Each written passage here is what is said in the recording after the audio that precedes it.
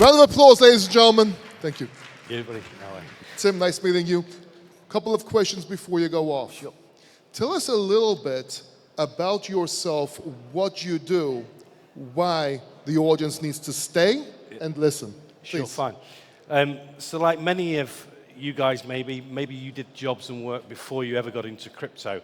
I was a teacher for 17 years, teaching computer science in school, and I came across crypto and I read a book called Digital Gold, and as I read it, I thought, I get this, I understand this, and I thought for the first time, this is going to change the way that we do finance, the way that we do money, the way that people save, the way that people borrow, and so that was a big starting point for me in my journey. I then thought, hey, I'm going to get into crypto mining, so I bought a load of crypto Bitcoin mines. And by the time they got shipped from Bitmain, took about 3 months, and by the time they got there, the cost of the electricity in the UK, where I come from, was so expensive that I never made any money back on the Bitcoin mining that I went into. Then I had a little break from crypto, and then I got back into a new idea called YieldYeti, and I'll share some of that with you. And we really started off trying to make it a platform that everyone could use, that your sister, your brother, that you could introduce them into Bitcoin, into crypto, and so on. So those are some of my background. Do you want me to get on with the rest of it? No, you can proceed. Okay, good stuff. Okay, fine. Well, Istanbul Blockchain Week. Merhaba, teşekkürler. Thank you for having me come here. So I've given you a bit of preamble about where I started from in my journey in crypto. And so we started making a crypto game, a Web3 game, where YieldYetis could snowboard, could surf, could challenge each other, could play, we called it Yeto, and you could play games against each other, and you could yield. And as the market shifted a little bit, we realized that this probably wasn't going to be economically viable, a kind of a race to the bottom. And so I returned to my original thesis, which was about how do you make a product or a platform that your sister, your brother could use. And how, when crypto goes mainstream, if you're sitting in a pub, in a bar, in a cafe, how could you sit with a friend and very quickly, in 20 minutes, explain and invite them and get them into the world of crypto? So that was kind of where we started from, and we came up with these Yeti characters. And this is a little bit a pudgy penguin kind of theme, but the whole point of it is to give it some purpose and to give it some adoption that we can get some traction from it. So I guess one of the big things that's kicking around at the moment is sentient AI. Can AI really think for itself? Is it wise for us to build things that can? And what is, or how are we defining sentient agents?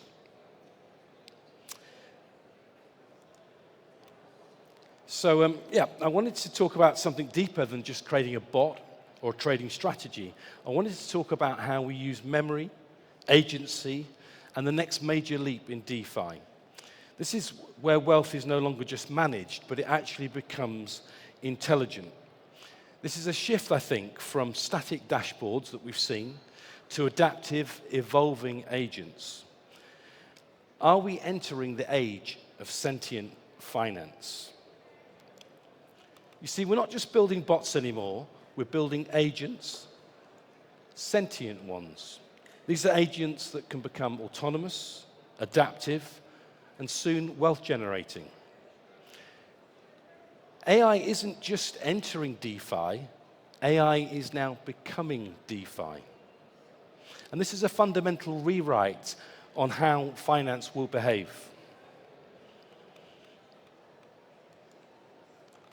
So perhaps this is one of the missing layers in blockchain. You see, blockchain has given us a world without middlemen, but AI now gives us a world potentially without managers. You see, the DeFi world today still looks a little bit like this. It's input and then output, but it's a logic without context. and it can't learn from experience. So we're building Recall to change that, which is a modular memory layer for agents. And we're running on OGOS, and that's a powerful agentic operating system. And this means that agents will be able to learn, will be able to reason, that can remember who you are. So they're not just reacting, but they're also reflecting.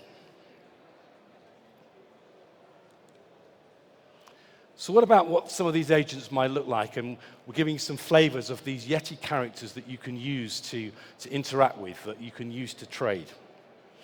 So at Yeti, we're building the kind of financial agent, one that can remember your trading history, one that evolves with your goals, one that learns your behavior and that of the blockchain, one that never takes custody of your assets.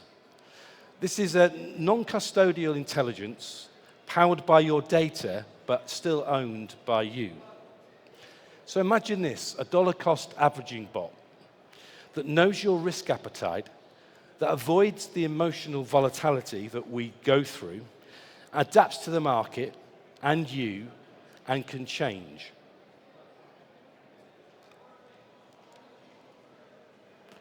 I guess some of the real questions with AI and blockchain are when agents get sparked, the questions get real. So there are questions like this. Who owns the agent's memory? Are these just toolkits, or do they become partners or teammates? Can reasoning itself be decentralized? What happens when agents start to talk to each other? And we've touched on that in the panel earlier. So these are more than just technical puzzles. They're philosophical design questions that we are grappling with as we create these new spaces. So we're not just designing for intelligent autonomy, we're designing for a new frontier. So let's just go a bit deeper into that. Who owns the memory? Well, it's a question that we often ask. Does it need to be decentralized? Well, technically, no, it doesn't. Not always, but what does matter is verifiability and integrity. So you can store the memory off-chain securely as long as you can prove that it hasn't been tampered with. What about, is it just a toolkit, or is it a teammate? So our answer, we are hoping to create teammates through MCP servers, agents that can interact with dApps, that can work with APIs on their own. They're no longer just scripts, they've become explorers. And the OS that we're building is ready for that future. One big question is this, can reasoning be decentralized? Well, inferences can run across blockchain nodes, much like Bitcoin does with transactions. But what really matters to users is this. Can you prove that an AI's logic wasn't manipulated? Can you prove it didn't trade against your interests? With OGRS, we are hoping to verify that the inference is built in. And I guess one of the big questions that we've touched on already today is what happens when agents begin to talk together? Well, that potentially is the really crazy part. With long-term memory, with autonomy, with the driven model, the agents begin to form their own original insights as they begin to share data. One earlier system, Opus Genesis, showed this and even caught Elon Musk's attention. If you look on their chart, it really spikes. You see, if you give agents reflection, they can give you insight. I guess it's more than just making about money. It's about creating trust. So most AI systems today are like black boxes. You don't know what decisions they're making or why they're making that decision. So with the operating system we're building, we've built a transparent framework, one that can inspect the agent's reasoning, that you can understand its intentions, that you can verify that it's acting within encoded ethical boundaries. And this is how we're preparing or hoping to prepare for sentient alignment. This is not just AI for finance, it's AI that you can trust. I guess we're not trying to reverse engineer intelligence, we're trying to reverse engineer intention. Maybe this is a more helpful example, one that we touched on earlier, but the previous chap talked about Netflix that were giving you suggestions. So for me this morning to get here, I use Google Maps. Is that an early form of sentient AI? Well, if you have Waze, it's a bit like that. Waze doesn't just give you directions, it learns from your behavior. It adapts in real time. It reroutes you in traffic.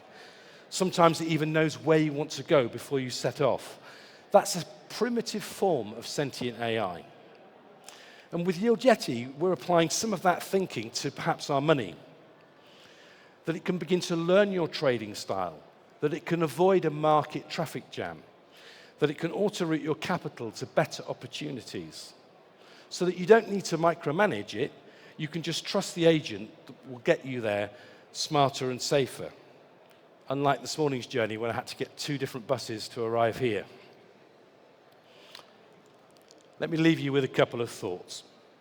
Where crypto has freed our money, AI potentially will free our minds. We talked earlier about the idea that we may be able to only work a 2-day week and concentrate on the other things because we have worked that in, and AI can help us to do that. But I don't think that the future is a dashboard. I think the future is an agent, one that knows you, one that grows with you, one that acts on your behalf. And at YieldYeti, we're not trying to just chase the next trend. We're building an infrastructure for intelligent worth. I guess a new financial class. Just a brief introduction to some of our team. There's myself there, as I discussed earlier, 6-7 years in the Web3 and crypto space. DeWald, who's working on the AI. We've got Matt that's worked with BBC and O2 and The Times, and also Liam, who works for MasterCard and PayPal. So, and original founders and investors and so on. Thank you so much for listening to me this morning. I'll be around the conference the rest of this afternoon and tomorrow. Happy to chat, meet, and connect. Thank you.